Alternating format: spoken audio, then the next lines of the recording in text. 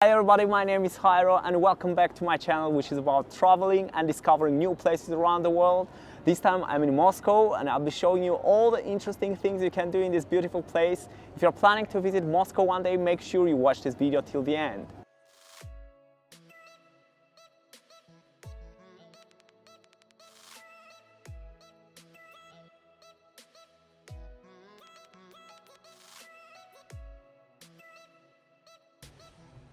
This is how my trip started. I booked a flight to Domodedovo International Airport, which is one of the largest airports in Moscow.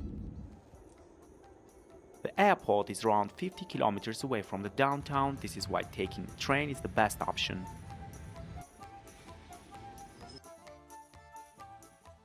The train station is located right next to the airport and is called Aero Express. The ticket for the train costs 500 rubles and it helps you to avoid the traffic, so make sure you don't miss it while traveling here.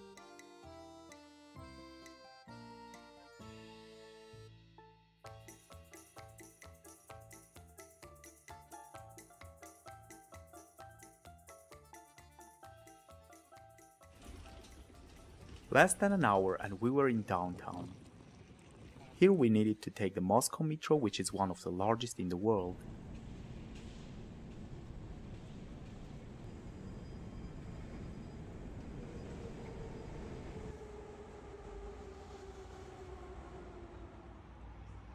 Our hotel was located right in the heart of the city.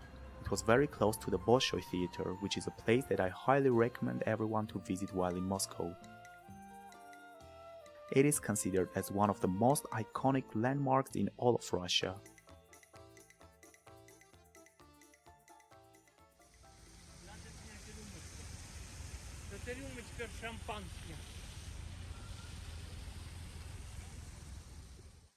Another 5 minutes of walking from the Bolshoi Theater and we were at our hotel. We paid around $400 for 6 nights, which was quite good considering the location and the service. Although it was getting dark and we were quite tired, but we realized that we don't have much time, so we decided to visit Gorky's Central Park of Culture and Leisure.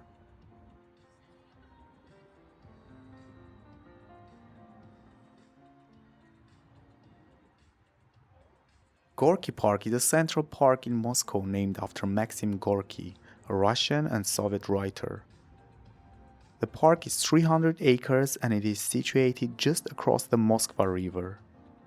It was opened in 1928, which makes it as one of the oldest parks in Russia.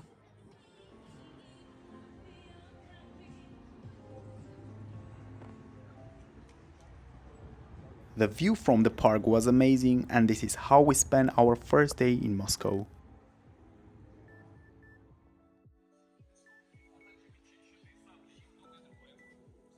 After a very busy and a tiring day, we woke up early in the morning because we had so many things to see, and at the same time we had just 5 days remaining, so the first destination for our second day we chose was the Red Square. The place where the president lives, the place where you can find the Lenin's mausoleum, the Kum Department Store, St. Basil's Cathedral and many other things. On our way to the Red Square we saw the Kum Department Store from the left and we decided to go in and check it out.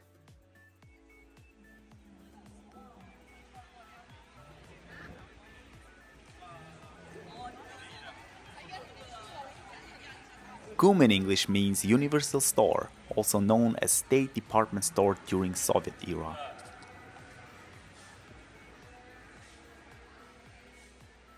It was built in 1893 and by that time its glass roof design made Kum Department Store very popular in the world. Most of the former Soviet Union countries like Ukraine, Belarus, Armenia, Georgia used to have Kums in their own countries. However, Moscow Kum used to be the most popular among them because it was the largest and the oldest one.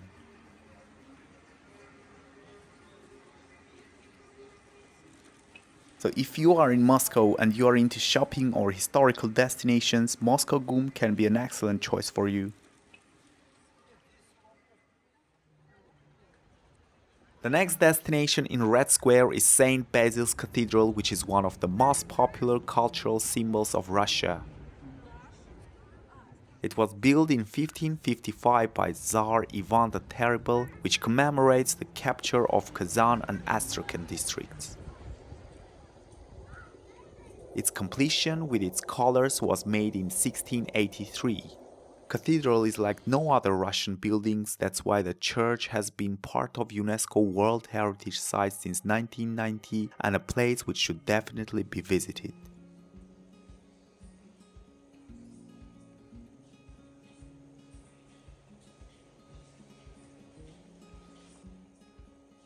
Before leaving the Red Square, make sure you visit the Museum of History and take a walk in the Alexander Garden, which stretches along all the length of Kremlin Wall for 865 meters. Here you can see the names of the hero cities, the Russian cities where the fights were very tense during Second World War. Not far from it you will find the eternal flame dedicated to those who fell during the war.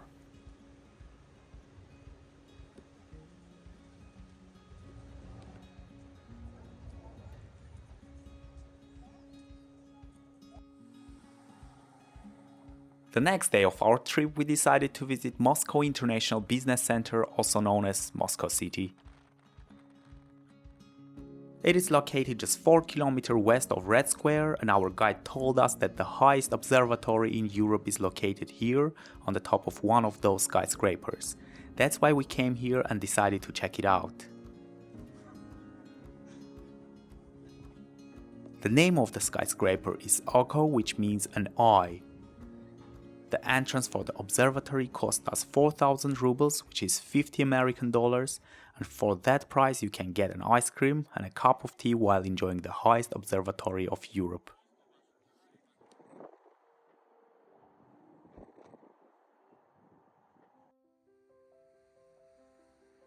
I'm not too much into art, but I have heard so much about the Treyakov Gallery that I decided to visit it.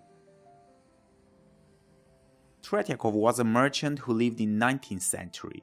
He acquired works by Russian artists of his day and wanted to create a collection which might later grow into a museum of national art. In 1892, Treyakov presented his already famous collection of approximately 2,000 works to the Russian nation.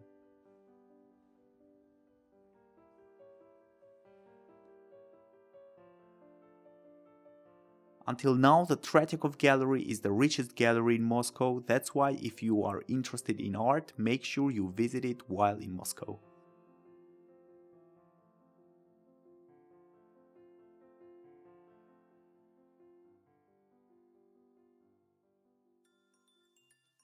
The last day of our Moscow trip, we decided to go to the exhibition of achievements of national economy, which is more popular here as Vedenka. This place is a permanent trade show and amusement park in Moscow. It was opened in 1935 and had pavilions of all former Soviet Union countries.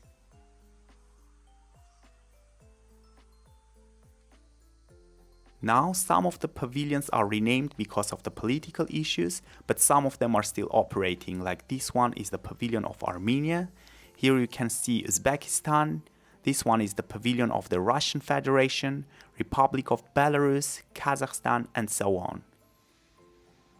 So if you want to find food or products from the former Soviet Union countries in one place, or if you just want to spend a good time in the historical park, Vedenka is the best place to visit.